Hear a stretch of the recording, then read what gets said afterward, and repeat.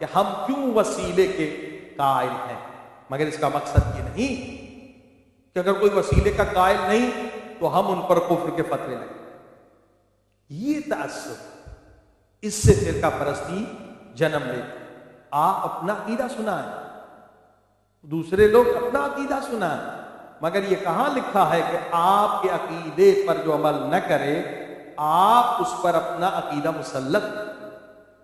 لا اکراہ فی الدین، لیکن دین میں زبردستی نہیں، انہیں بھی تحقیق کرنے دیں، آپ بھی تحقیق کریں۔ ہم کیوں وسیلے کے قائل؟ شیعہ سنی حضرات اکثریت جو ہے وہ وسیلے کو مانتے ہیں، دعائیں مانگتے ہیں تو پنجتن پاک کے صدقے، ان پاک اصحاب کا صدقہ دیتے ہیں جنہوں نے اپنی جانوں کو قربان کر دیا، جنہوں نے اپنی اولاد کو قربان کر دیا، اولیاء خدا کا واسطہ دیتے ہیں۔ عزیزان گرامی، یہ چیز قرآن کریم میں موجود ہے۔ کہاں پر موجود ہے؟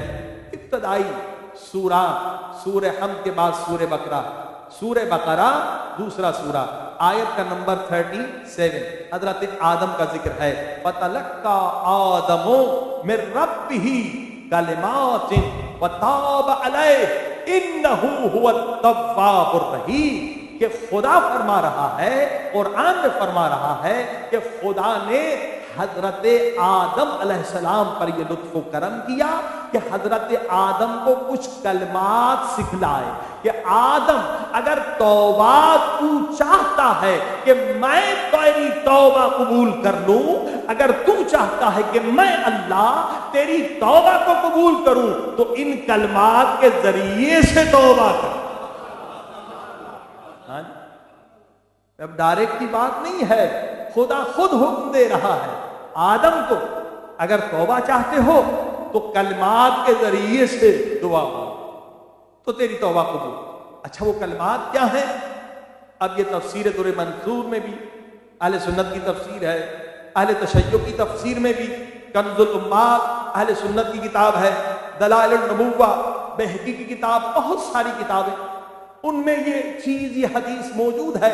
جب پوچھا گیا سرکار رسالت مآب سے کہ یہ کلمات کیا تھے جن کلمات کے ذریعے سے حضرت آدم کی توبہ قبول ہوئی، تو حضور نے فرمایا کہ حضرت آدم علیہ السلام کے پاس جو کلمات تھے وہ یہ کلمات تھے۔ انہوں نے دعا مانگی کہ اللہم، اے میرے اللہ، بحق محمد و علی و فاطمہ والحسن والحسین،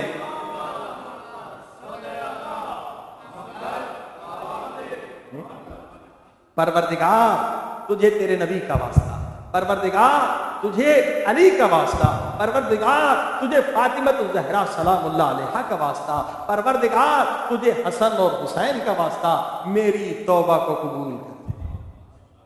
حضرت آدم نبی ہے، لیکن جب پنجتن پاک کا واسطہ دیتے ہیں تو خداوند عالم ان کی دعا کو قبول کرتا ہے۔ یہ ہمارے پاس قرآن سے دلیل ہے کہ وسیلے کے ذریعے سے دعا مانگنی چاہیے۔ جب آدم کی دعا بغیر ان کے قبول نہیں ہوتی، آدم جو نبی،